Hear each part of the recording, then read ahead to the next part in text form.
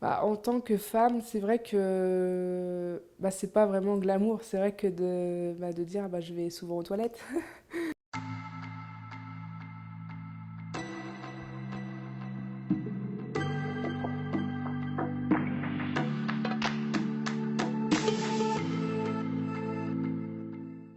Alors au départ, quand j'ai découvert la maladie, en fait, j'avais en fait beaucoup de diarrhée, j'avais des maux de ventre, j'étais énormément fatiguée parce que du coup les diarrhées fatiguent énormément. Au début de la maladie, avant de savoir que j'étais malade, j'ai eu un abcès en fait au niveau de l'anus parce que du coup, à force de m'essuyer, j'avais mal et ça s'est infecté. Et en fait, je pensais pas que c'était si grave, je pensais que ça allait se refaire tout seul.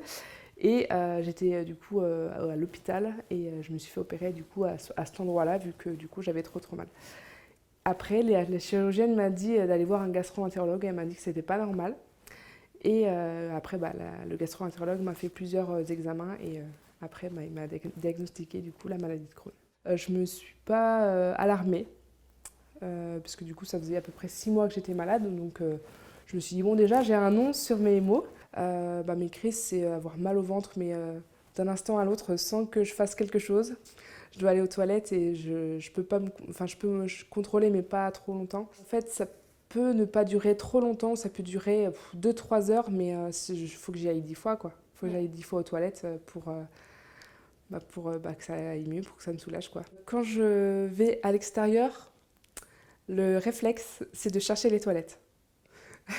C'est bête, mais je me dis, est-ce qu'il y a des toilettes? Est-ce qu'elles elles sont disponibles? Est-ce qu'elles ne sont pas encombrées? Enfin, voilà, c'est obligatoire. Quand je vais quelque part, je suis obligée de voir où elles sont au cas où. Bah, en tant que femme, c'est vrai que c'est pas vraiment glamour. C'est vrai que de dire je vais souvent aux toilettes. On n'en parle pas. C'est vrai que voilà, c'est même je pense aussi pour un homme, c'est aussi très délicat d'en parler. Mais en tant que femme, c'est vrai que c'est encore plus. C'est vrai que c'est vrai que j'en parle pas aussi parce que aussi c'est un sujet extrêmement tabou pour les autres parce qu'on parle pas de ça. Ça m'est arrivé une fois avec des amis effectivement que j'en ai parlé et en fait c'était la première et la dernière fois que j'en ai parlé. Et c'est vrai que c'est peut-être aussi pour ça que j'en parlais un peu plus sur les réseaux sociaux parce que j'arrive pas à m'exprimer avec mes proches. C'est vrai qu'ils voient que je suis fatiguée, mais bon, je leur dis pas les détails.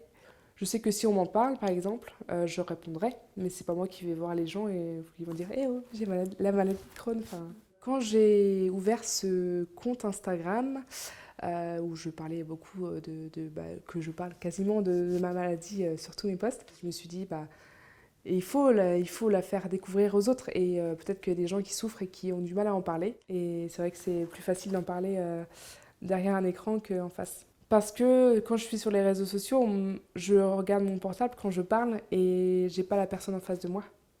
J'ai pas les réactions directes en fait.